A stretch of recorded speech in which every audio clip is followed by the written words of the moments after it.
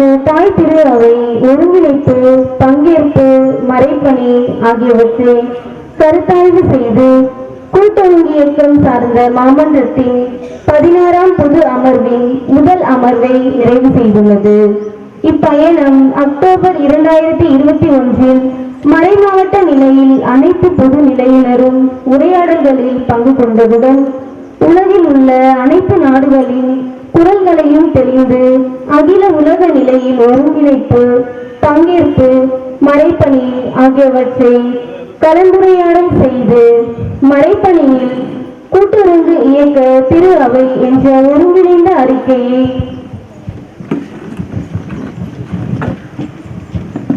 இதன் கனியாக பெற்றோம். கூட்டுறங்கு இயக்க பயணத்தோடு இணைந்தும் திருத்தந்தையின் அழைப்பிற்கு இசைந்தும் இந்திய திரு அவை இன்று யூபிலி 2025 தயாரிப்புகளை தொடங்குகின்றது.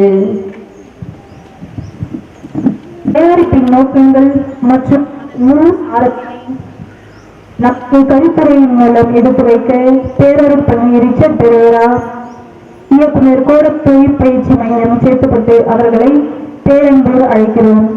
கருத்துரையாளரை அவைக்கு அறிமுகம் செய்து வைக்க திருமதி பிலோமினா அவர்களை அன்போடு அழைக்கிறோம். பேரர் பணி ரிச்சர்ட் பெரேரா அவர்கள் நம் மறை மாவட்ட குரு. இவர் ஜமீன் கூடலூரை சார்ந்தவர் மற்றும் நம்முடைய மறை மாவட்டத்திற்காக 2008ஆம் ஆண்டு அருட்பொழிவு செய்யப்பட்டவர். இவர் மேக்கலூர் என்னும் மற்றும் நரசிங்கபுரம் ஆகிய பங்கு தலங்களில் பணியாற்றி நரசிங்கபுரத்தில் புனித யோசேப்புக்கான புதிய ஆலயம் அமைத்து வேலூர் தல திரு அவைக்கு புகழையும் பெருமையும் தேடி தந்தவர் ஆவார். தற்போது கோடக் தொழிற்பயிற்சி மையம் சேத்துப்பட்டு இயக்குநராக பணியாற்றி கொண்டிருக்கும் இவர் தொழிற்பயிற்சி நிறுவனத்திற்கு ஒரு புதிய முகத்தினை தந்திருப்பதோடு மட்டும் அல்லாமல் நிறைய ஏழை மாணவர்களுக்கும் சமூகத்தில் பின்தங்கிய பிள்ளைகளையும் இனம் கண்டு அவர்களுக்கு சிறப்பான தொழிற்கல்வியோடு வாழ்க்கை கல்வி மற்றும் நன்னெறி கல்வியும் வழங்கி வந்தது சிறப்பாக அமைந்துள்ளது. தமிழகத்திலேயே முதன்முறையாக தொழிற்கல்வி மாணவர்களுக்கு பட்டமளிப்பு விழா நடத்தியவர் இவராகவே இருப்பார். தன்னுடைய வாழ்வினை நேரிய சிந்தனையோடும் நேர்மையான வாழ்க்கை நெறியும் எளிமையான உளப்பாங்கும் கொண்டு சீரிய வழியில் சிந்தனையினால் மட்டுமல்ல செயலினாலும் அமைதியாய் சாதனை படைத்தவரும் நம் தந்தையை வாழ்த்தி கரவோசை எழுப்பி எதிர்நோக்கும் திருப்பயணிகள் ஓர் அறிமுகம் என்னும் தலைப்பில் அறிமுக உரை வழங்க பேரன்போடு அழைக்கிறோம். அன்னை ஆலயத்தினுடைய பெயரை தாங்கிய இந்த பங்கின் பங்கு தந்தை அவர்களுக்கும் பங்கினுடைய மீட்பு பணி பேரவை உறுப்பினர்கள் அனைவருக்கும் இந்த பங்கினுடைய பெற்றோர்கள் பெரியவர்கள் உங்களுக்கும் இந்த பங்கினுடைய முதுகிலுமாகிய இளையவர்கள் உங்கள் அனைவருக்கும் பங்கினுடைய எதிர்காலமாகிய சிறு சிறுமிகள் அனைவருக்கும் என்னுடைய காலை வணக்கத்தை தெரிவித்துக் கொண்டு எதிர்நோக்கின் திரு பயணிகள் யூபிலி 25 இவற்றை கொண்டாடுவதற்கு எப்படி நம்மையே நாம் தயாரிக்க முடியும் என்ற ஒரு கருத்துக்களை உள்வாங்கிக் கொள்வதற்காக இந்த வாய்ப்புக்காக நன்றி கூறுகிறேன். முதலாவது இவற்றை பற்றி உங்களுக்கு நிறைய செய்திகளை உங்கள் பங்கு தந்தை உங்களுக்கு சொல்லியிருப்பார். மற்ற இடங்களிலும் நீங்கள் கேள்விப்பட்டிருப்பீர்கள் என்று நான் நம்புகிறேன். ரொம்ப ஃபார்மலா இருக்குது. பெரிய மாநாடு நடக்கிற மாதிரி நடந்து கொண்டிருக்கிற இந்த சூழ்நிலையில கொஞ்சம் இங்க கவனிச்சிங்கன்னா நல்லா இருக்குன்னு தோணுது. ஏதோ அப்படியே யோசிச்சு உடனே இருக்கிறீங்கன்னு நினைக்கிறேன். உங்களுக்கு கம்ஃபர்டபுளா இருக்குதா? சொல்றது கேக்குதா? இங்கதான் கவனிக்கிறீங்களா? இல்லை எங்கன்னா உட்காந்து கனவு பண்ண இருக்கிறீங்களா? கவனிக்கிறீங்களா? ஓகே. முதலாவதாக இந்த 2025 நாம் கொண்டாடுவதற்கு முன்பாக 2023 நாம் நினைவுபடுத்திக் கொள்ள கடமைப்பட்டிருக்கிறோம்.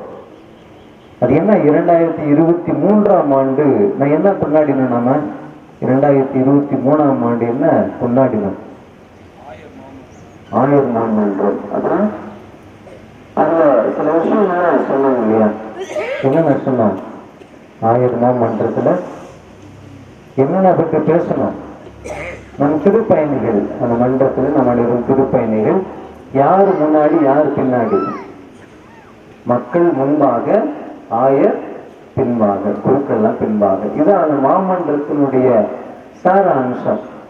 இதுல இந்த அந்த 23ஆம் ஆண்டினுடைய கருத்துக்களை உள்வாங்கினால்தான் இந்த 25ஆம் ஆண்டினுடைய கருத்துக்களை நாம் நம்மால் புரிந்து கொள்ள முடியும். என்ன அந்த கருத்து? நம்ம சொல்லக்கூடிய என்ன அந்த கருத்து? அந்த ஆண்டை தெரிஞ்சவங்க தெரியலையா? உங்களுதான் கேட்கிறேன். தெரியுதா? எதுவுமே சொல்ல மாட்டேங்குது.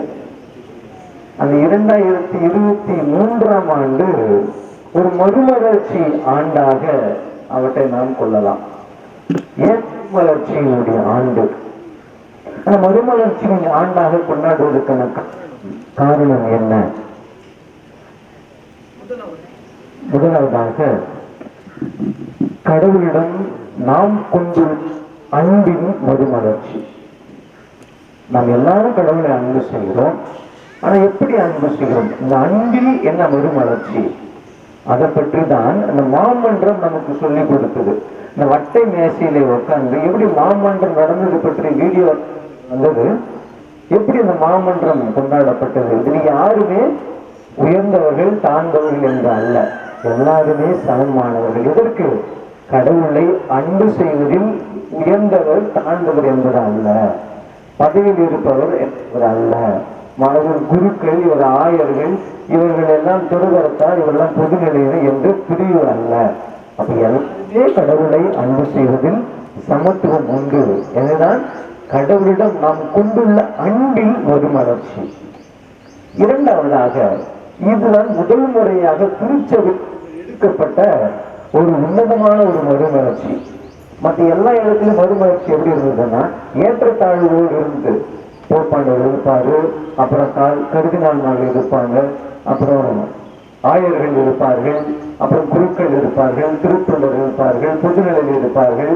இப்படிதான் நிலை இருந்தது. ஆனால் இந்த மாமன்றத்திலே எல்லாரும் சமமான ஒரு பங்கில் நாம் இருக்கிறோம், கிறிஸ்துவின் அன்பை நிலைத்திருப்பதற்கு. மூன்றாவதாக, இந்த திருச்சபை தன்னை சோதிப்பதற்கு, சோதித்து அறிவதற்கு ஒரு வாய்ப்பினை ஏற்படுத்தி கொடுத்த திருச்சபை என்பது யாரு? நாம தான். நாம் இந்த கிறிஸ்துவை எப்படி செய்கிறோம் என்பது மறுமலர்ச்சி. கிறிஸ்துவை நாம் எப்படி அன்பு செய்கிறோம் என்பதில் மறுமலர்ச்சி.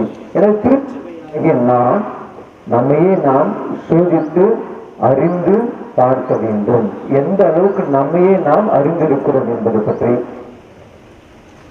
நான்காவதாக,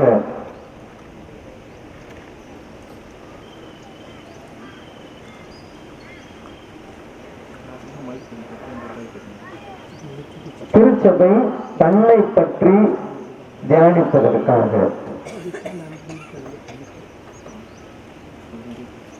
திருச்சபை தன்னை பற்றி அப்பதான் நாம் நம்மை பற்றி தியானிப்பதற்காக. அந்த திருச்சபை என்று முன்னாடியே சொன்ன நாம் தான் திருச்சபை. நம்மை பற்றி தியானிப்பது. நம்ம எப்படி நம்மை பற்றி தியானிக்க முடியும்?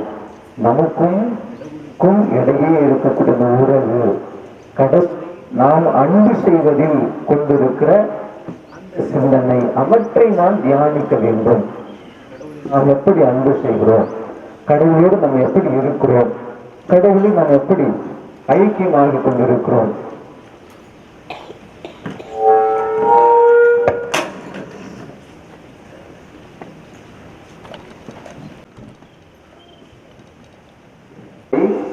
தன்னை பற்றி தியானிப்பதற்காக 2023ஆம் ஆண்டு மாமன்றத்தை கூட்டியது. ஐந்தாவதாக, திருச்சபை தான் விட்டு போன பணியை உணர வேண்டும். இப்ப திருச்சபை என்பது எது? உங்களுக்கு முன்னாடி சொல்லியிருக்கிறோம். அதாவது நாம் கிறிஸ்து விட்டு சென்ற அந்த பணியை தொடர்வதுதான் இந்த மாமன்றத்தினுடைய நோக்கம். அப்ப இந்த மாமன்றம் கிறிஸ்து விட்டு சென்ற அந்த பணியை எப்படி தொடர வேண்டும்? இன்னைக்கு நாமளா செஞ்சு இந்த பணி அல்ல, எளிமையோடு கூடிய பணி. நான் உன் பாதங்களை கழுவினேன், அதாவது ஆயனும் அரசருமாகி நான் உங்கள் பாதங்களை கழுவுறேன் என்றால் நீங்களும் அப்படி செய்ய வேண்டும். இன்னைக்கு நிறைய மனிதர்களாக நம்மிடத்திலே இத்தகைய பணி என்பது அதிகமாக இல்லை. பணிவு என்பது இல்லை, தாழ்ச்சி என்பது இல்லை, பொறுமை என்பது இல்லை, நிதானம் என்பது இல்லை. இவையெல்லாம் இல்லாததால் தான் இந்த மாமன்றத்திலே திருச்சபை கிறிஸ்து விட்டு சென்ற பணியை உணர வேண்டும் என்று அழைப்பினை கொடுக்கிறது. ஆறாவதாக கடவுளின் இரக்கத்தின் மறைபொருளை, கடவுளின் இரக்கத்தின் மறைபொருளை தன் அன்பினால் உருவாக்கவும் இந்த மாமன்றம் கூட்டப்பட்டது. கிறிஸ்துவின் அன்பினால் இரக்கத்தின் மறைபொருளை நாம் உணர வேண்டும். இப்ப கடவுள் தன்னுடைய மக்களை இரக்கத்தோடு பார்க்கிறார், அன்பு செய்கிறார். அது மக்களாக்கி நாம் அவற்றிற்கு விலகி விலகி சென்று கொண்டிருக்கிறோம். இந்த விலகுவதற்கான காரணங்கள் பல இருக்கிறது. நான் தான் எல்லாத்திலையும் பெரியவன், என்னதான் எல்லாத்திலையும் கூப்பிடணும், நான் தான் எல்லாத்துக்கும் படித்தவன், நான் தான் இந்த ஊர்ல பெரியவன், நான் தான் வாஜர் வேலை செய்கிறேன், நான் தான் நிறைய படிச்சிருக்கிறேன், எனக்கு தான் எல்லாத்தையும் தெரியும், எல்லாத்தையும் என்னதான் கூப்பிடணும். இந்த நிலைப்பாட்டில் தான் இரக்கத்தின் மறைபொருளை தன் அன்பினால் உணர வேண்டும். அப்ப கிறிஸ்துவின் அன்பில் இருந்து நீங்கள் கடவுள் இரக்கத்தை உணர்ந்தால்தான் இந்த மனநிலை உங்களிடம் இருக்காது. அப்ப இந்த சூழ்நிலை தான் திருச்சபை எப்படி உணர வேண்டும்? திருச்சபை எப்படி இவற்றையெல்லாம் உணர முடியும்? திருச்சபை எப்படி இவற்றையெல்லாம் உணர முடியும்?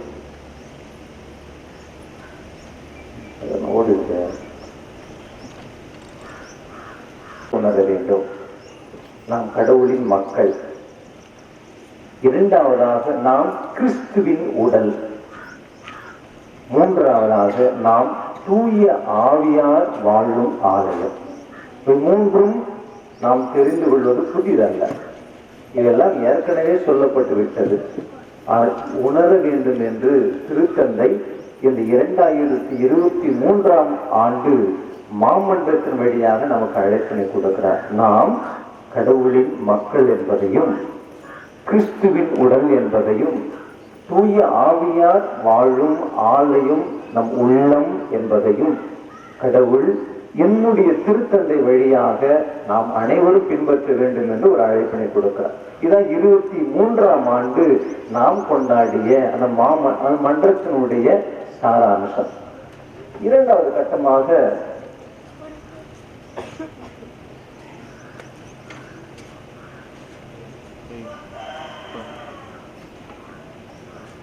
(2024ஆம் ஆண்டு). இந்த ஆண்டு திருச்சபை என்ன ஆண்டாக அறிவித்திருக்கிறது? இறைவேண்டல் ஆண்டு, ஜெப ஆண்டு. அப்ப இந்த ஜெப ஆண்டுல நாம் செய்யக்கூடிய செயல் என்ன? அந்த 25ஆம் ஆண்டை கொண்டாடுவதற்கு இந்த ஜெப ஆண்டு ஒரு தயாரிப்பின் ஆண்டு. நாம் எல்லாம் தயாரிப்போம். எப்படி தயாரிப்போம்?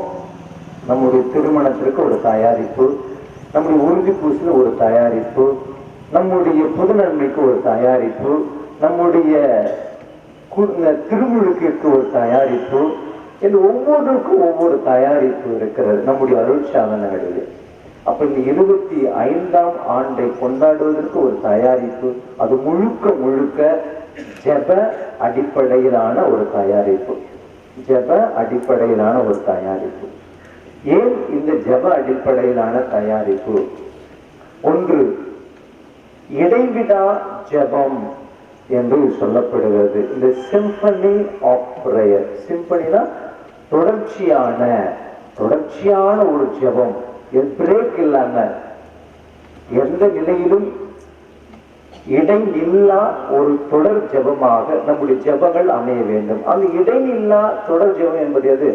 நானும் ஜெபிக்கிறேன், நீங்களும் ஜெபிக்கிறீங்க, நான் தூங்கும் போது நோக்கி வேற ஜெபிச்சுன்னு இருக்கிறாங்க, இன்னொரு தூங்கும்போது நான் ஜெபிச்சுன்னு இருக்கிறேன். இதான் தொடர் ஜெபம். அப்ப எங்கேயோ ஒரு நாட்டுல இப்பொழுது இரவு, எங்கோ ஒரு நாட்டுல இப்பொழுது பகல்.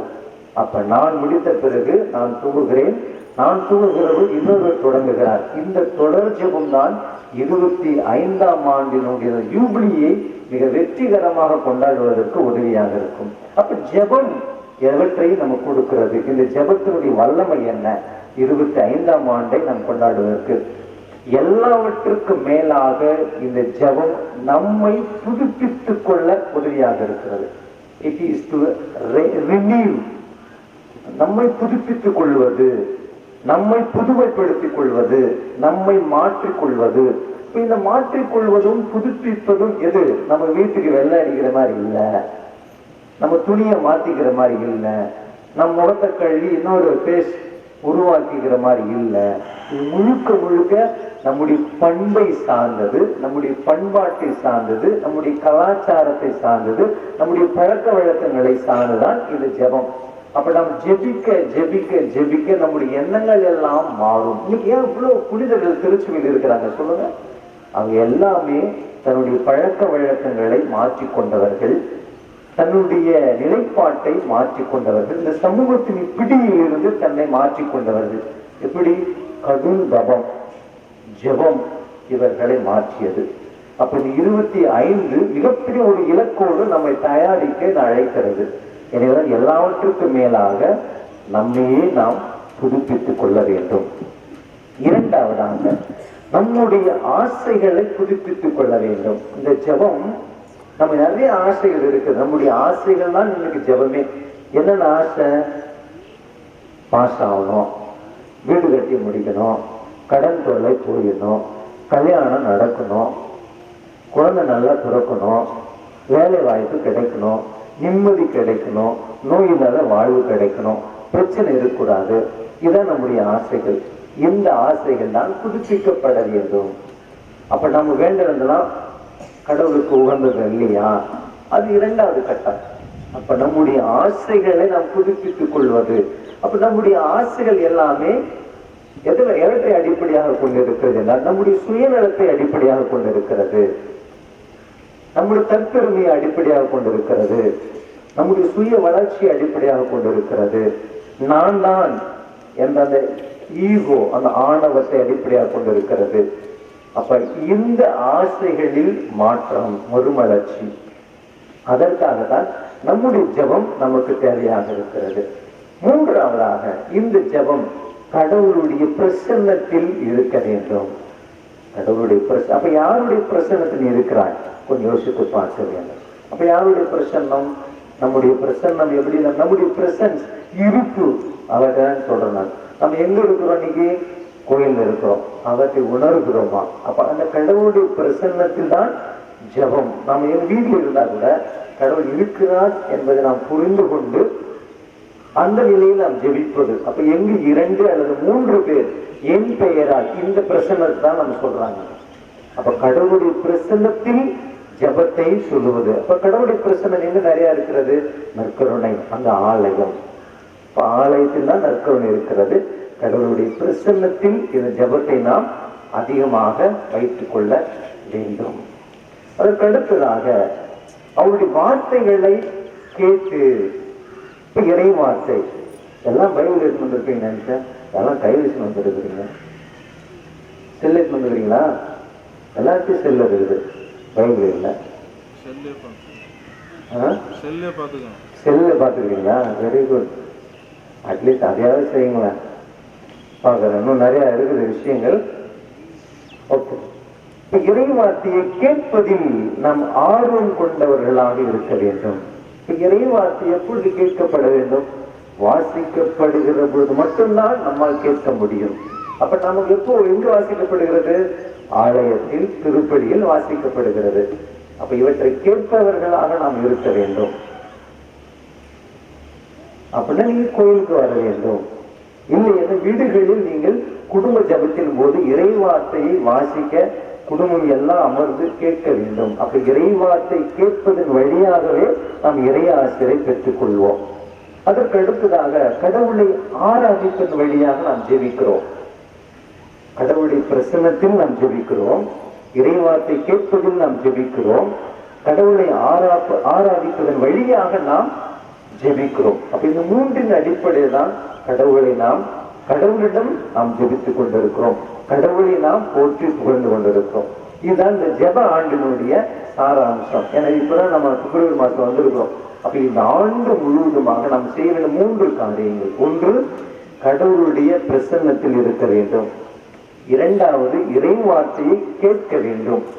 மூன்றாவதாக, கடவுளை ஆராதிக்க வேண்டும். நான்காவதாக, நம்முடைய எல்லாவற்றிலும் நம்மை புதுப்பித்துக் கொள்ள வேண்டும். ஐந்தாவதாக, நம்முடைய ஆசைகளை புதுப்பித்துக் கொள்ள வேண்டும். இதுதான் 2024 ஆண்டாகி இந்த நாளிலே நாம் செய்ய வேண்டிய மாபெரும் ஒரு செயல். அதுக்கு அடுத்ததாக 3வது படிநிலை, இந்த யூபிலி. ஏன் 2025 ஆண்டு இந்த யூபிலி ஏன்? இந்த யூபிலியினுடைய தலைப்பு என்ன? அதை படிங்க. இந்த 2025 ஆண்டினுடைய இலக்கு என்ன? படிக்க சொன்னாங்க. உங்களை எதிர்நோக்கின் திருப்பயணிகள் எல்லாமே உட்காந்து இருக்கிறீங்க. அதை படிங்க பார்க்கலாம். தலைப்பு என்னது? 25 ஆண்டு தலைப்பு என்னது? யாரும் பேச மாட்டேங்கிறீங்க. அதை படிங்களா?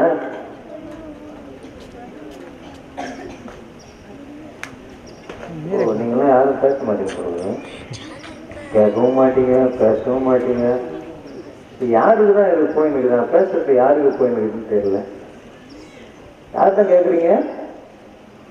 உங்களுக்கு தான் சொல்ல இருக்கிறேன். கேட்குறீங்களா? புரிஞ்சுக்கிறீங்களா? பதில் வரலையே எனக்கு. கேட்கணுன்றது மட்டும் பதில் வருது, நான் கேட்டதுக்கு பதில் வரல. அதை படிங்க பார்க்கலாம். 2025 ஆண்டிற்கான இலக்கு என்னது? இந்த பக்கம் பேச மாட்டேங்கிறீங்க. ரோட்ல அவ்வளவு பேசுறீங்க. நீங்க பேசுறது பிரின்சிபல் வரைக்கும் கேட்குது அப்படின்றாரு பங்குசாமியாரு. படிக்க பார்க்கலாம். எதிர்நோக்கி இந்த குரூப் சொல்லுவோம் பார்க்கலாம். ஆயா மாறுங்க, அம்மா மாறுங்க, அக்கா மாறுங்க, நான் சொல்லுவோம் பார்க்கலாம். எதிர்நோக்கின் திருப்பயணிகள். சத்தமா சொல்லுங்க. எதிர்நோக்கின் திருப்பயணிகள். சத்தமா சொல்லுங்க. இல்ல, இந்த ஆயா மாறுங்க, அம்மா மாறுங்க, அக்கா மாறுங்க மட்டும் சொல்லுங்க. சின்ன பசங்க தம்பி மாறுங்க எல்லாம் சொல்லாதீங்க. நம்முடைய சமூக வாழ்விலே எப்படி நம்முடைய சமூக வாழ்வினுடைய கட்டமைப்பு பாருங்க. இந்த காலகட்டங்கள்ல இந்த 2023 மட்டும் ஒண்ணு அப்படி யோசிங்களேன். இப்பதான் நாள் தொடங்கி இருக்கு இல்லையா? அந்த 2023 நம்முடைய சமூகத்தினுடைய வாழ்வு, அதனுடைய கட்டமைப்பு எவ்வளவு மாற்றங்கள் வந்திருக்கும் யோசித்து பாருங்க. இனத்தின் அடிப்படையில, மொழியின் அடிப்படையில, மதத்தின் அடிப்படையில, கல்வியின் அடிப்படையில, பொருளாதாரத்தின் அடிப்படையில, சமூகத்தின் அடிப்படையில எவ்வளவு ஏற்றத்தாழ்வுகள் இந்த 2023 ஆண்டு நாம் சந்தித்திருக்கிறோம். அப்ப திருத்தந்தை அவர்கள் இந்த 2025 இத்தகைய நிலையில் நாம் கொண்டாட வேண்டும், அதற்காக நம்மை தயாரிக்க வேண்டும் என்று அழைப்பை கொடுக்கிறார். அப்போ நம்முடைய சமூக வாழ்விலே சில மாற்றங்களில் நம்பிக்கை கொள்ள. இதெல்லாம் நடக்குமா, சாத்தியமா? ஆனால் கண்டிப்பாக சாத்தியமே. நாம் தான் செய்யறதில்லை. அதுக்காக நம்மை தயார்படுத்திக் கொள்வோம். நான்காவதாக, நம் வாழ்வோடு ஒத்திசைந்த ஒரு சில செயல்பாடுகள், நம்முடைய வாழ்வோடு ஒத்திசைந்த ஒரு சில பண்பாடுகள், நம்ம வாழ்வோடு ஒன்றித்திருக்கக்கூடிய சில கலாச்சாரங்கள், நம்முடைய வாழ்வோடு ஒன்றித்திருக்கிற ஒரு சில பழக்க வழக்கங்கள், இவற்றிலே புத்துணர்வை நாம் கொள்ள வேண்டும், இவற்றிலே புதுமையை நாம் காண வேண்டும், இவற்றிலே மாற்றங்களை நாம் அனுபவிக்க வேண்டும் என்பதுதான் 2025 ஆண்டு யூபிலியும் நமக்கு உணர்த்தக்கூடிய உண்மைகள். அப்ப இதெல்லாம் உணர்ந்து நாம் எல்லாருமே இந்த பூ உலகின் திருப்பயணிகள் என்பதை புரிந்து கொள்ள வேண்டும். இப்ப இந்த பூ உலகின் திருப்பயணம் எப்படி? இங்கிருந்து அந்த தெருவுக்கு போச்சு, அந்த தெரு இந்த தெருவுக்கு போச்சு, இங்கிருந்து இன்னொரு ஊருக்கு போச்சு. இந்த திருப்பயணம் அல்ல. இந்த கோயில் இன்னொரு கோயில், இன்னொரு கோயில், இன்னொரு கோயில். இந்த தவறு காலத்துல நிறைய புனித பயணம் செய்வீங்க இல்லையா? அந்த திருப்பயணம் அல்ல. நம்முடைய வாழ்வில் ஒரு திருப்பயணத்தை மேற்கொள்ள வேண்டும். நம்முடைய வாழ்வில் ஒரு திருப்பயணத்தை மேற்கொள்ள வேண்டும். எப்படி நம்முடைய வாழ்வில ஒரு திருப்பயணத்தை மேற்கொள்ள வேண்டும் என்பதுதான் திருத்தந்தை அழகாக சொல்ல. தொடக்கம் 2:15 எடுத்து பார்க்கலாம். தொடக்கம் 2:15 செல்ல பாக்குறேன். நீங்களே செல்ல பார்த்து வாசிங்க பார்க்கலாம். தொடக்க நூல்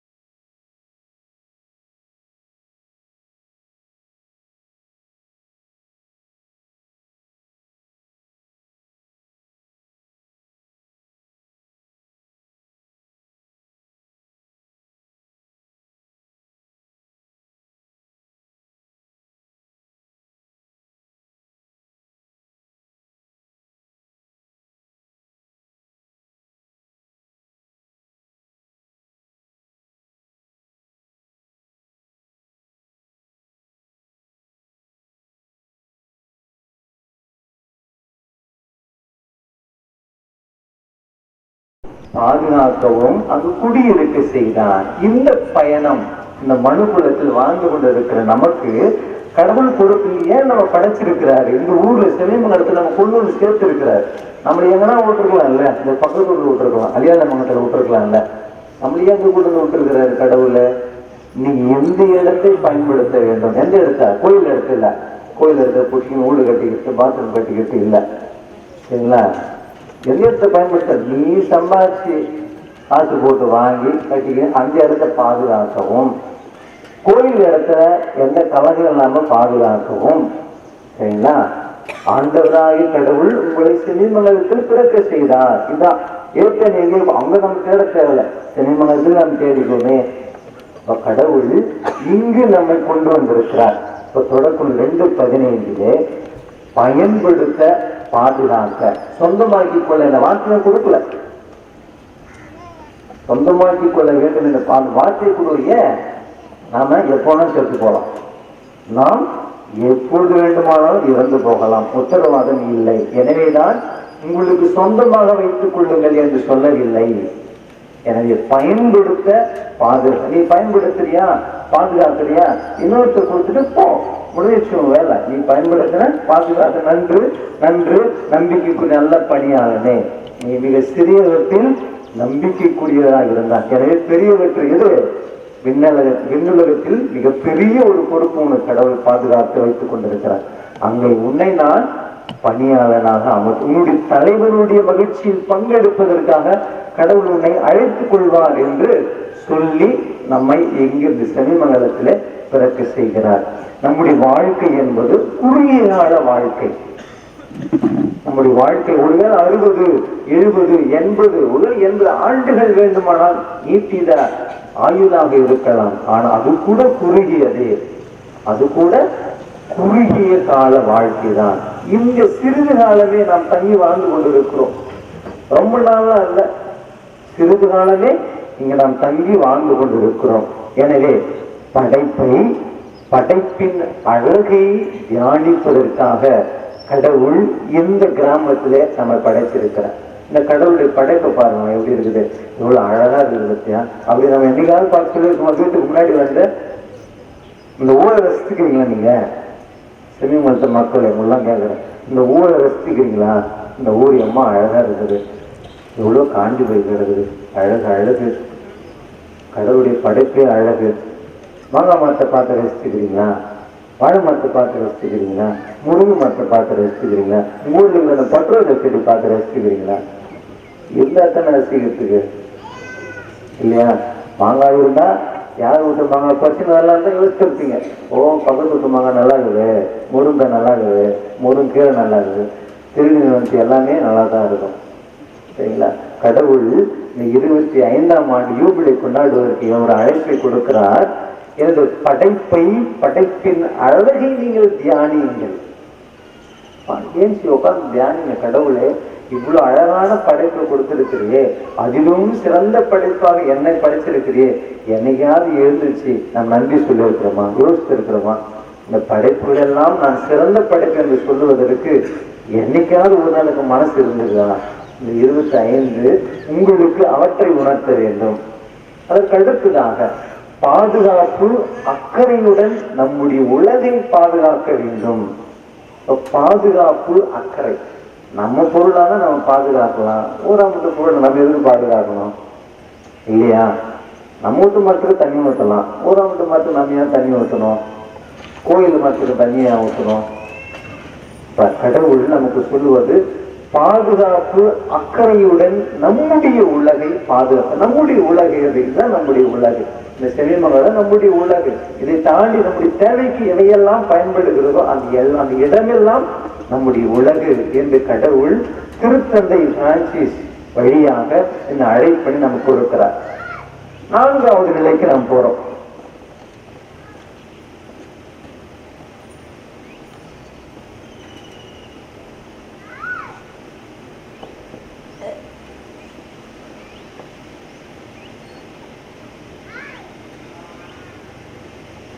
ஓகே, 4வது நிலை இறைவார்த்தையில் இந்த யூபிலி ஆண்டை எப்படி தியானிக்க போகிறோம். ஒரு 6 இறைவார்த்தையை நம்முடைய திருத்தந்தை நமக்கு கொடுத்து அழைப்பினை கொடுக்கிறார். முதலாவதாக யோசுவா 6:1-14. யோசுவா 6:1-14 மிக நீட்டிய ஒரு வாசகம்.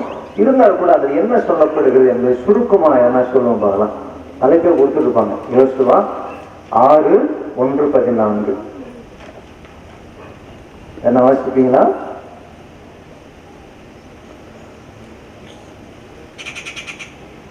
யோசுவா இஸ்ரேல் மக்களுக்கு அஞ்சி ம் எரிகோ இறுக்கமாக அடைக்கப்பட்டது. ஆ. வெளியே வரவும் இல்லை, உள்ளே போகவும் இல்லை. ம் கடவுள் யோசுவாவிடம் எரிகோவையும் அதன் மண்ணையும் அதன் வலிமைமிக்க போர் வீரர்களையும் உன் கையில் ஒப்படைத்து விட்டு ம் போர் வீரர்களாகி நீங்கள் அனைவரும் நகரை வளைத்துக் கொண்டு அதை ஒருமுறை சுற்றி வாருங்கள். இவ்வாறு 6 நாள் செய்யுங்கள். ம் 7 குருக்கள் கொம்புகளால் எக்காலத்தை பேழைக்கு முன் ஏந்தி செல்லட்டும். ம் 7ஆம் நாளில் நீங்கள் நகரை 7 முறை சுற்றி வாருங்கள். அப்பொழுது குருக்கள் எக்காலங்களை முழங்கட்டும். ம் அவருடைய எக்காலத்தின் நீண்ட முழக்கத்தை நீங்களே கேட்டவுடன் நீங்கள் அனைவரும் பேரொலி எழுப்புங்கள். ம் அப்பொழுது நகரின் மதில் இடிந்து விடும். உடனே மக்கள் அவரவர்களுக்கு முன்னே உள்ள பகுதிக்கு ஏறி செல்ல வேண்டும். 9 மட்டும் ஆச்சுங்களா? முன்னணி வீரர் எக்காலங்களை ஊதி குருக்களுக்கு முன் நடந்து சென்றனர். ம் பின்னணி வீரர் பேழைக்கு பின் நடந்து சென்றனர். ம். எக்காலங்கள் தொடர்ந்து முழங்கின. ம் 10 யோசுவா மக்களை நோக்கி, நான் சொல்லும் நாள் வரை நீங்கள் ஆரவாரம் செய்யாமலும் யாதோர் ஓசை எழுப்பாமல் இருங்கள். உங்கள் வாயிலிருந்து ஒரு வார்த்தையும் புறப்படலாகாது. நான் கூறும்பொழுது ஆர்ப்பரியுங்கள் என்று கட்டளையிட்டார். கடவுளை புகழ்வதற்கான ஒரு நாளாக இந்த யோசுவா 6:1-14 நமக்கு சொல்லுது. கடவுளுடைய பிரசன்னத்திற்கு முன்னால் நாம் கடவுளை மகிமைப்படுத்த வேண்டும். இதான் யோசுவா நமக்கு சொல்லக்கூடிய மக்களுக்கு சொன்ன அறிவுரை. எனவேதான் இந்த யூபிலி என்பது கடவுளுடைய வார்த்தையையும் கடவுள் வார்த்தை புரிந்திருக்கக்கூடிய நற்கருணையையும் அவர் முன்னால் நாம் இருக்கிற பொழுது நாம் மகிமையோடு ஆரவாரத்தோடு புகழ்ந்து மாட்சிப்படுத்தி கொண்டாட வேண்டும் என்ற அழைப்பினை கொடுக்கிறார்.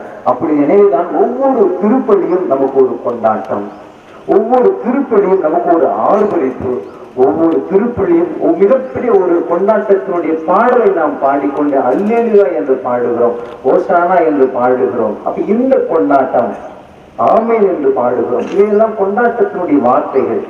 எனவேதான் யோசுவா 6:1-14 இந்த யூபிலி ஆண்டை தியானிப்பதற்கு கொடுக்கப்படுகிற முதல் சிந்தனை இறைவாக்கின் அடிப்படையிலே இது யூபிலி ஆண்டு என்பது கடவுளுடைய பிரசன்னத்தை கொண்டாடுவது, மாட்சிப்படுத்துவது, புகழ்ந்து ஏற்றுவது, பாடல்களால் அவரை மகிமைப்படுத்துவது என்பதாகும். இரண்டாவதாக இந்த யூபிலி ஆண்டு லேவிய 25:8-17 நமக்கு சொல் யூபிலி ஆண்டினுடைய இரண்டாவது தயாரிப்பின் இறைவார்த்தையாகிய லேவியர் 25:8-17 லேவியர் 25:8-17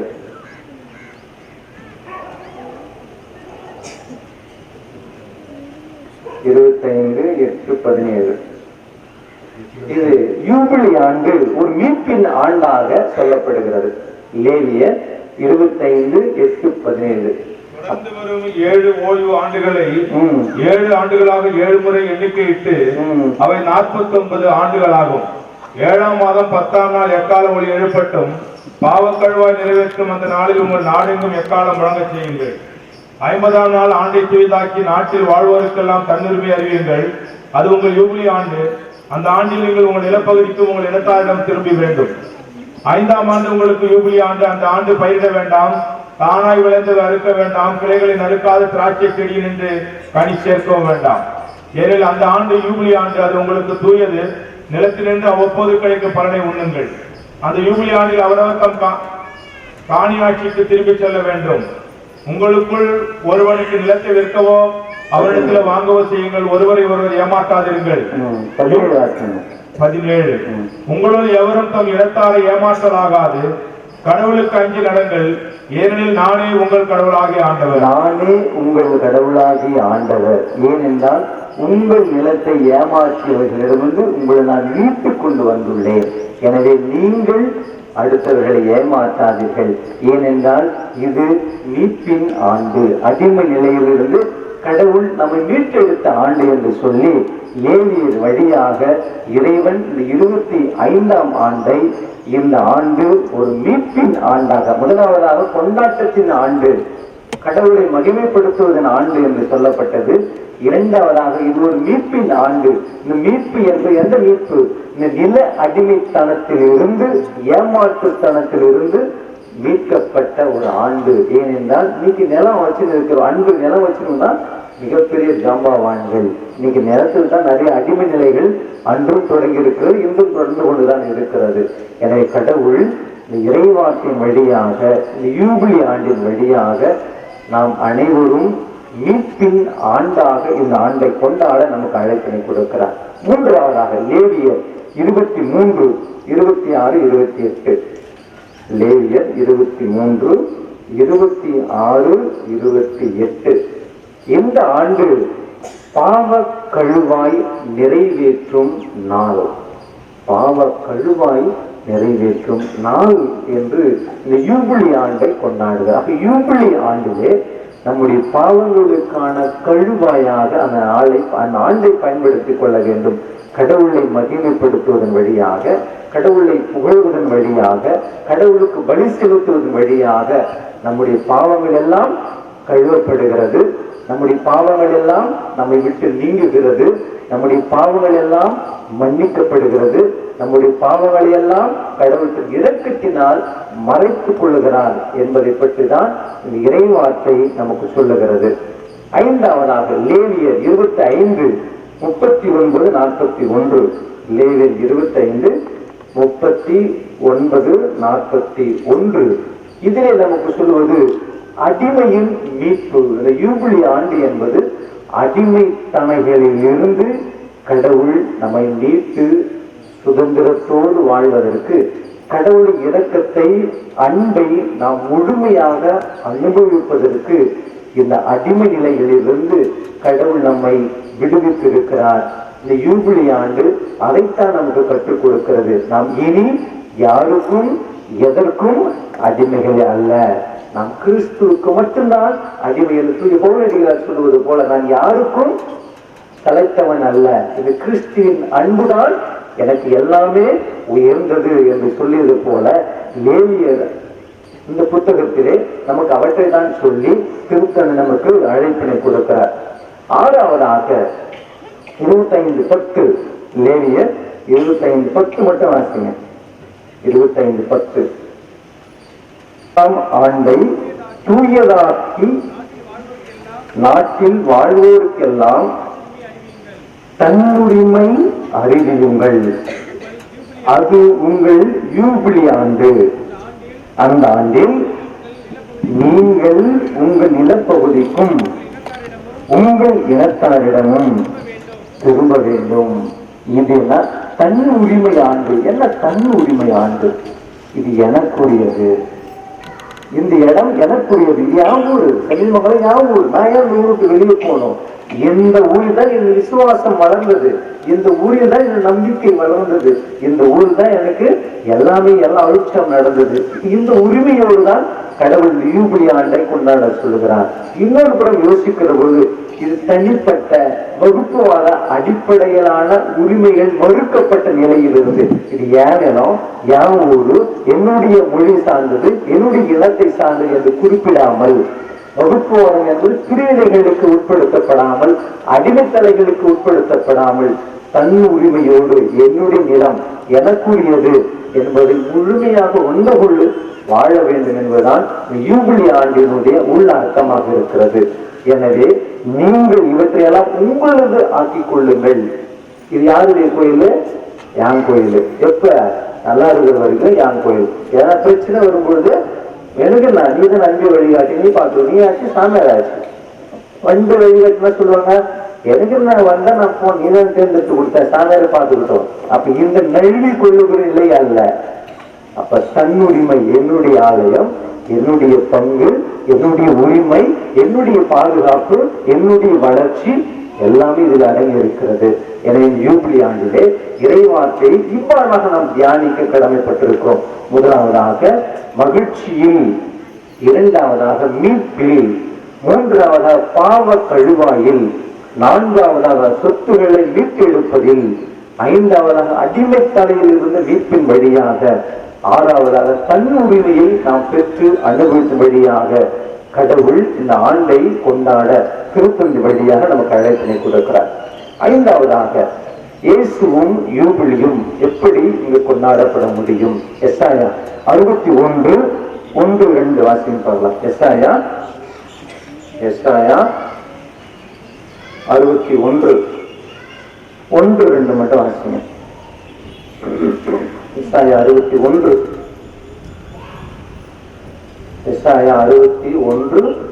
1 மற்றும் 2. ஆண்டவராகிய என் தலைவரின் ஆவி என் மேல் உள்ளது, ஏனெனில் அவர் எனக்கு அருள் பொழிவு செய்துள்ளார். ஒடுக்கப்பட்டோருக்கு நற்செய்தி அறிவிக்கவும், உள்ளம் உடைந்தோரை குணப்படுத்தவும், சிறைப்பட்டோருக்கு விடுதலையை பறைசாற்றவும், கட்டுண்டோருக்கு விடிவை தெரிவிக்கவும் என்னை அனுப்பியுள்ளார். 2 ஆண்டவர் அருள் தரும் ஆண்டினை முழங்கவும், நம் கடவுள் அநீதிக்கு பழிவாங்கும் நாளை அறிவிக்கவும், துயருக்கு அழுவோருக்கு ஆறுதல் அளிக்கவும். அப்படியே லூக்கா 4:20-21 வாசிங்க. இது தொடர்ச்சியாக அதுக்கப்புறம் என்ன நடக்குது பாருங்க.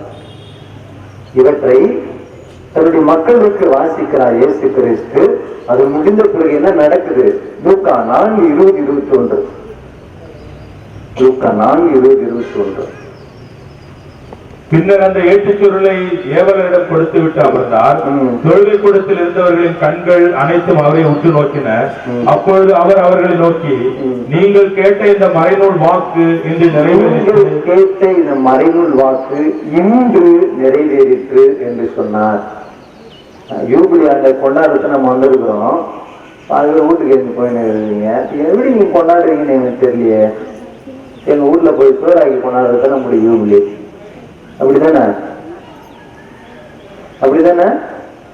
இந்த ஊர்ல யூபிலி ஆண்டு சிறப்பான ஒரு மாற்றத்தை கொடுக்கணும் எதிர்பார்த்தோம். எந்த ஆண்டு என்ன மாற்றத்தை கொடுக்கணும்? இப்படிலாம் வீட்டுக்கு இருந்து போனீங்கன்னா அப்ப என்ன கடவுள் சொல்றாரு? ஒடுக்கப்பட்டவருக்கு நற்செய்தி.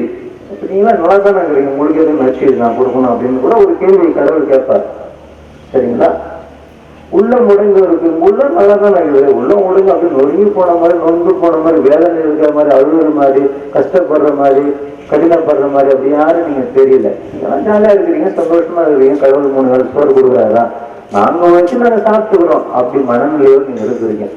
அப்ப இயேசுவை பார்த்து அதே கண்கள் இன்றைக்கு பார்க்கிறதா என்று சந்தேகமா? அன்று இயேசுவை பார்த்து அதே கண்கள் இன்று உங்களிடம் இருக்கிறதா அந்த செமிமங்கல மக்களிடத்துல? ஏன்னா இயேசுவை பார்த்த கண்கள் அதை பார்த்து சொல்லுகிறார் இயேசு, இன்று இவை நிறைவேறிட்டு சொல்றார். அப்ப இயேசுவை பார்த்தவர்களுக்கு அது நிறைவேறியது. இயேசுவை பார்க்காத நமக்கு நிறைவேறுமா?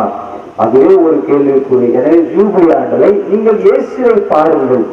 இயேசு வாசித்த அந்த வார்த்தைகளை நீங்கள் எசாயாவினுடைய இறைவகை எசாயாவினுடைய சுருளேட்டு தான் நான் வாசித்து சொன்னார். எனவே அந்த சுருளேடு மக்களுடைய உள்ளங்களை கொள்ளை கொண்டது, மக்களுடைய உள்ளங்களை ஆட்கொண்டது, மக்களுடைய உள்ளங்களுக்கு ஏற்றவையாக இருந்தது. எனவேதான் அவருடைய கண்கள் இயேசுவை நோக்கின, இயேசுடைய வார்த்தைகள் அவர்களுக்கு வாழ்வை கொடுத்தது. எனவே இந்த யூபிலியிலே நாம் எப்படி கொண்டாட முடியும்? அதனால உங்களுக்கு நிறைய விஷயங்கள் சொல்லலாம்னு வந்தேன். உங்களுடைய ஆர்வமின்மை எனக்கு தடையாக இருக்கிறது. எனவே இந்த யூபிலி திருச்சபையும் அப்ப செமிமங்கலமும் யூபிலியும் அந்த ஒரு தலைப்பு தான் நான் கொண்டு வரேன். திருச்சபை யூபிலி என்ற அந்த வார்த்தையை விட்டுட்டு செமிமங்கலமும் யூபிலியும் எப்படி நீங்கள் கொண்டாட முடியும்? எனவே ஆண்களே பெண்களே உங்களுக்கு நான் சொல்லக்கூடிய அறிவுரை அப்படின்னு சொல்லிட்டு திருத்தந்தை நமக்கு நேரடியா பார்த்து சொல்ற மாதிரி உங்களுக்கு நான் சொல்றேன். ஆண்களே பெண்களே, செவிலூர் மறை மாவட்டம் செமிமங்கல இறை மக்களே, இன்று கடவுள் உங்களுக்கு சொல்லுகிறார், கடவுள் தமக்கு அளித்த ஆற்றல், கடவுள் செமிமங்கல இறை மக்களுக்கு அளித்த ஆற்றல், வளம், மறைத்திறன் ஆகியவற்றை நீங்கள் உணரவில்லை. செமிமங்கல இறை மக்களே, உங்களுக்கு திருத்தந்தை நேரடியாக எங்கிருந்து வராத ரோம்ல வந்து இங்க சொல்லிட்டு போறார். எப்படி? கடவுள் உங்களுக்கு அளித்த ஆற்றல், வளம், மறைத்திறன் ஆகியவற்றை உணரவே இல்லை. அதனால்தான் நீங்க இப்படி இருக்கிறீங்க. எனவே இந்த யூபிலி ஆண்டிலே அவற்றை உணர்ந்து கொள்ளுங்கள். கடவுள் நம்ம எப்படியெல்லாம் ஆற்றலோடு வைத்திருக்கிறார், கடவுள் நம்ம எப்படியெல்லாம் வளமையோடு வைத்துக் கொண்டிருக்கிறார், கடவுள் நமக்கு எப்படியெல்லாம் மறைத்திறன் என்பது நம்மிடம் மறைக்கப்பட்ட பல்வேறு உண்மைகளை கடவுள் ஒவ்வொரு நாளும் உணர்த்தி கொண்டிருக்கிறார். இவற்றை நீங்கள் உணர வேண்டும். இரண்டாவதாக வறுமை, அடிப்படை சமத்துவமின்மை இங்கு பரவலாக இருப்பதை அவர் உணர்ந்திருக்கிறார். எனவே யூபிலி ஆண்டிலே வறுமை இல்லாத ஒரு செமிமங்கலமாகவும், சமத்துவமின்மை இங்கு அதிகமாக இருக்கிறது. என்ன சமத்துவமின்மை? இனத்தின் அடிப்படையில் அல்ல, மொழியின் அடிப்படையில் அல்ல, நிறத்தின் அடிப்படையில் அல்ல, மாறாக நமக்குள் இருக்கக்கூடிய அந்த சுயநலத்தின் அடிப்படையிலே, அந்த ஈகோன்னு சொல்ல தன்னை மையப்படுத்துகிற நிலைப்பாடு, அவற்றில் நீங்கள் உடைந்து கிடக்கிறீர்கள், அல்லது பிளவுபட்டு கிடக்கிறீர்கள். எனவே அவற்றை நீங்கள் மாறுபட்டு கொண்டால் இந்த யூபிலியை கொண்டாடுவதற்கு உங்களுக்கு உதவியாக இருக்கும். மூன்றாவதாக, மிகப்பெரிய அறிவியல் மற்றும் தொழில் வளர்ச்சி இருந்தாலும் பயன் இல்லை. ஏன்? நமக்கு செல்லு பயங்கரமா ஆப்ரேட் பண்ண தெரியலாம், ஒரு பைபிள் எடுத்து வாசிக்க தெரியலையே. செல்லு பயங்கரமா நமக்கு ஆப்ரேட் பண்ண தெரியலாம், ஒரு மண்டாட் நமக்கு எழுத தெரியலையே. செல்லு நமக்கு பயங்கரமா நமக்கு ஆப்ரேட் பண்ண தெரியும், ஒரு அருள் மாதிரி சொல்ல பக்தியோடு சொல்ல தெரியலையே. அப்ப இவையெல்லாம் எவ்வளவு நாள் தொழில் வளர்ச்சி வளர்ந்தால் கூட நம்முடைய நம்பிக்கை இன்னும் வளரவில்லை என்பதுதான் அடிப்படை உண்மை. எனவே மிகப்பெரிய அளவில் தொழில் வளர்ச்சி, அறிவியல் வளர்ந்தாலும் பயன் இல்லை. ஏனென்றால் மனித சமூகத்திற்கு அவை பயன் தரக்கூடியதாகவே இல்லை. எனவே நீங்கள் இந்த 25ஆம் ஆண்டு யூபிலியை கொண்டாடுவதற்கு உங்களை நீங்கள் இந்த அறிவியலும் சமூக தொழில்நுட்பமும் உங்கள் நம்பிக்கையை வளர்த்தெடுக்கக்கூடிய ஒன்றாக நீங்கள் மாற்றிக்கொள்வதற்கு முயற்சி செய்யுங்கள். 5ஆவதாக, அநியாயமான சமத்துவமின்மை. இது சமத்துவமின்மையே ஒரு அநியாயம், அநியாயமான சமத்துவமின்மை. இதை வெளியில போக தேவை, நம்ம ஊர்ல எடுத்துக்கலாம். உனக்கு ஒரு நீதி, எனக்கு ஒரு நீதி, உனக்கு ஒரு பேச்சு, எனக்கு ஒரு பேச்சு, உன்னை பார்த்தா ஒண்ணு, இன்னொருத்தனை பார்த்தா ஒண்ணு, ஆளுக்கு ஆளு மாறுபடுகிற அநியாயமான சமத்துவமின்மை, வேற்றுமை மிக அதிகமாகவே உங்களிடம் இருக்கிறது. அப்ப 25ஆம் ஆண்டு இவற்றை நீங்கள் புரிந்து கொள்ள வேண்டும் என்று கடவுள் திருத்தந்தை வழியாக நமக்கு அழைப்பினை கொடுக்கிறார். எனவே இதற்கு எப்படி நீங்கள் தயாரிக்க முடியும்? இந்த 2025 இந்த யூபிலி எப்படி நீங்கள் தயாரித்துக் கொள்ள முடியும்? அப்ப எதிர்நோக்கியும் திருப்பயணிகள், எவற்றை எதிர்நோக்கிய திருப்பயணிகள்? ஆண்டவர் இரக்கத்தை எதிர்நோக்கிய திருப்பயணிகள், உங்களது மனமாற்றத்தை எதிர்நோக்கிய திருப்பயணிகள், உங்களுடைய அந்த சுய எண்ணங்களை போக்குவதற்கான ஒரு திருப்பயணிகள், உங்களுடைய ஆசைகளை மாற்றிக்கொள்வதற்கான ஒரு திருப்பயணிகள் என்று கூட நம்ம சொல்லலாம். எனவே இந்த தயாரிப்பிலே ஜெபம் மிக மிக முக்கியமான இடத்தை வகிக்கிறது. எனவே நீங்கள் ஜெபம் செய்யக்கூடியவர்களாக இருங்கள். இவற்றை தயாரிப்பதற்கு தான் 4 கோட்பாடுகளை திருத்தந்தை அவர்களை நமக்கு சொல்லி இருக்கிறார். அவற்றை நீங்க அடுத்த அமர்வுல நீங்க கேட்க போறீங்க. எனவே நீங்கள் தூய ஆவிக்கு செவி கொடுங்கள். தூய ஆவியினுடைய குரலுக்கு செவி கொடுத்தால்தான் நாம் என்ன செய்ய வேண்டும், எப்படி செய்ய வேண்டும், என்ன பேச வேண்டும் என்பதை தூய ஆவியார் உங்களுக்கு உணர்த்துவார் என்று திருத்துவதற்கு இயேசு சொன்னதை போல நமக்கும் திருத்தந்தை அவர்கள் நமக்கு சொல்லுகிறார். நீங்கள் என்ன செய்ய வேண்டும், எப்படி செய்ய வேண்டும், என்ன பேச வேண்டும், எப்படி பேச வேண்டும், எப்போது பேச வேண்டும் என்பதெல்லாம் தூய ஆவியாருக்கு செவி கொடுக்கிற பொழுது நமக்கு அவையெல்லாம் உணர்த்தப்படும். எனவே நீங்கள் உங்களுடைய ஆன்மீக பயணத்தை பற்றி, இந்த பங்கில் நடக்கக்கூடிய ஆன்மீக பயணத்தை பற்றி, இந்த பங்கினுடைய ஆன்மீக தேவைகளை பற்றி ஒருவரை ஒருவர் கலந்துரையாடி கலந்து பேசி ஆன்மீகத்தின் வளர்ச்சிக்காக நீங்கள் உழைக்க, உங்களை நீங்கள் மாற்றிக்கொள்ள, திருப்பயணிகளாக இருக்க உங்களை நீங்கள் மாற்றிக்கொள்ள முயற்சி செய்யுங்கள் என்று திருத்தந்தை அவர்கள் நமக்கு கொடுத்திருக்கிறார். எனவே அனைவருக்கும்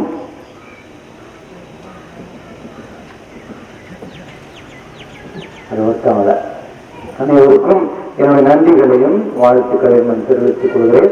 எனக்கு இவ்வளவு நேரம் இவ்வளோ அமைதியா கேட்காம பார்க்காம சொல்லியும் சொல்லாம சிரிச்சும் சிரிக்காம பேசியும் பேசாம ஆனா அமைதியா உட்காந்து நீங்க கேட்டியா, கடவுளுக்கு நான் நன்றி சொல்றேன். இது கூட தூயாவின் ஏவுதலால் உங்களிடம் நான் கற்றுக்கொண்டது. எனவே இந்த நாளிலே இந்த அரிய ஒரு வாய்ப்பு, அரிய வாய்ப்புன்னு சொல்றேன். எனக்கு இது மாதிரிலாம் வாய்ப்பு யாரும் கொடுக்க மாட்டாங்க. அதனால இந்த ஒரு அரிய வாய்ப்பை கொடுத்த பங்குத்தந்தை அவர்களுக்கு என்னுடைய மனமான நன்றிகளையும் வாழ்த்துக்களும் தெரிவித்துக் கொள்கிறேன். அனைவருக்கும் நன்றி, வணக்கம். எண்ணில்லா எண்ணங்களை நமக்கு தந்து ஆக்கப்பூர்வமான சிந்தனையையும் தெளிவான விளக்கங்களையும் நமக்கு வழங்கிய பேரருட்பணி ரிச்சர்ட் பெரேரா அவர்களுக்கு நன்றி. நன்றியினை தெரிவிக்கும் விதமாக பொன்னாடை பொருத்தி நினைவு பரிசினை வழங்க திரு அலெக்சாண்டர், திருமதி அன்மேரி அவர்களை அன்போடு அழைக்கின்றோம்.